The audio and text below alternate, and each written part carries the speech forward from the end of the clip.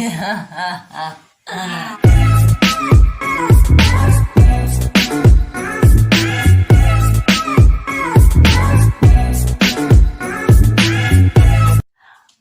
guys, what's up? What's down? It's us, the Maseko family, and today, as you saw by the title and the thumbnail of this video, we are going to be reacting to scary animated videos. So she's not really thrilled about it because she gets scared. So guys, the reason why we did that intro of Boo is because it's Halloween and Halloween is coming up. You know, it's the month of Halloween. So we thought maybe our whole content for this month should be Halloween themed, Halloween related. So if you're excited, make sure to subscribe, okay? Like this video and comment down below if you love Halloween. So guys, enough of the talking. Let's get right into it and watch these scary animated videos. Hopefully it's not that scary. If it is that scary, I know I can handle it because I love scary movies. So let's just get right into it. What the hell is you looking at? You can handle it? Yeah, I can. I know. You can handle it? Yeah. Girl, you was screaming like, ah! When? Every time you watch a horror movie. You haven't even watched me watch a horror movie. I don't. If you're new, guys, subscribe. I mean, it's that... What color is it? Red? Yes, it's just that red button over there. So... Oh! Shut up! Did I say talk? So let's get right into it and start watching these scary animated videos. Halloween, even. I mean, guys, it's Halloween. Now, enough talking. I talk too much. Let's get this started. You ready? Mm-hmm. Okay. You have to watch. I believe the year was either 1999 or 2000 because I went as Darth Maul. I remember being literally scared out of my mind the previous few years, and I hope my badass character would provide me with some sort of courage. They blocked off the scene with a black tarp and had everything you could ever want to see at such a house. To this day, I've never seen a better yard than that. As always, every year, I saw the house owners sitting on their porch reveling in the terror they brought to the neighborhood and handing out candy. So, I nervously crossed the yard past flying banshees and impaled corpses. I noticed the main attraction at the end of the line. There, on what I guess was probably the driveway, was the bottomless pit attraction. The illusion bewildered and chilled me, and though it was only lit by the lone light bulb, a cough and a low hushed voice to my right. I don't really remember what was said, but I want to say it sounded something like, "Hey, check this out," or "Hey, I want to show you something," in a gruff and horsey kind of tone. I looked over and at first saw nothing but the wide gate to what was clearly the side of the owner's house. There was just a faint amount of light from the glowing pit to illuminate the outlines of the gated fence.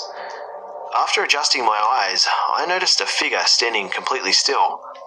In fact, it was so still, I remember thinking it was just another static prop.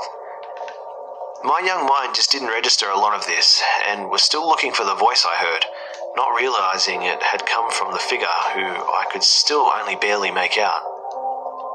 After a few moments, I heard the voice again. I realized it had come from the figure and began to approach it. This was obviously a stupid idea, but in comparison to everything else that was happening around me, this figure seemed anything but imposing. So I cautiously approached the figure, trying to make sense of it. Suddenly, the figure began to move, and consequently, I froze solid. The light from the amber glow lit up its face just enough for me to make out its features.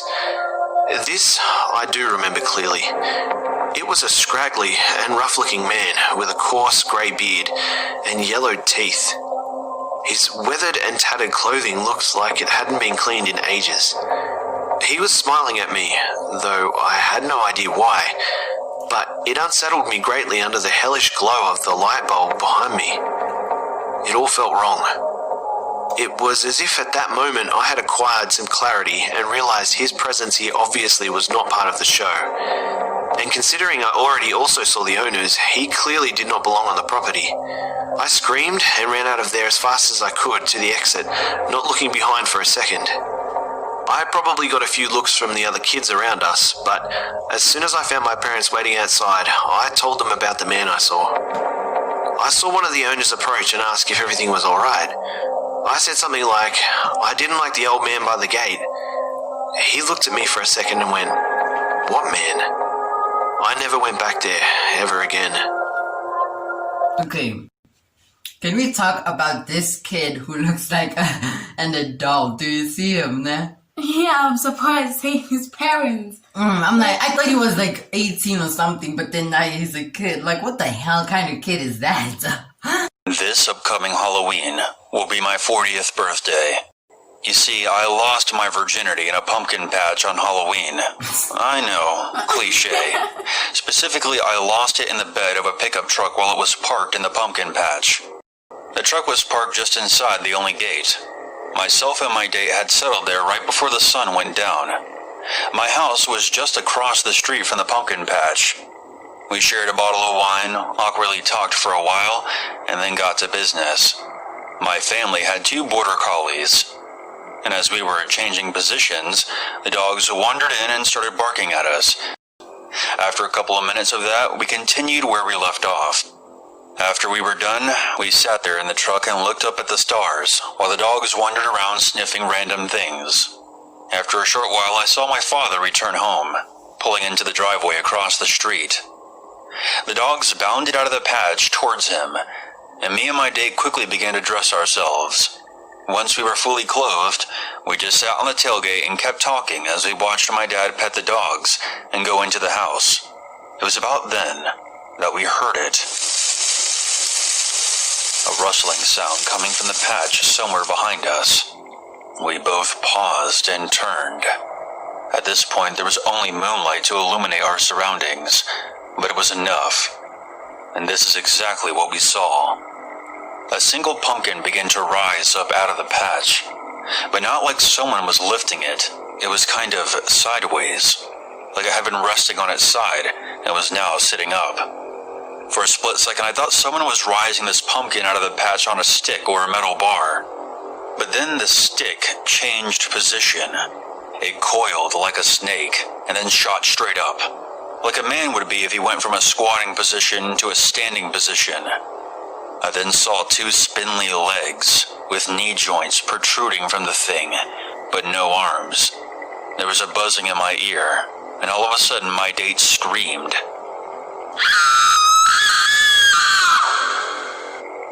We both jumped off the truck and booked it out of the patch and sprinted towards my house. I glanced back once, and I'll swear on whatever you want me to swear on. A tall, skeletal figure was leaning over the truck where we had both been sitting, and I caught a glimpse of 2 beady red eyes staring back at me. We made it to my garage and forced our way through the kitchen door. I began screaming at my dad to get his gun. It wasn't until I saw the blood on the kitchen floor that I realized that my nose had been bleeding. Even more alarming, my date's nose was gushing blood as well. I told my dad that there was someone in the pumpkin patch, and he grabbed his gun and power walked out of the house, the dogs following closely behind him. But they stopped halfway there, refusing to come any closer to the pumpkin patch. When my dad returned, he was livid. He wanted to know what had damaged the fence and broke the tailgate off my truck, which technically was his truck.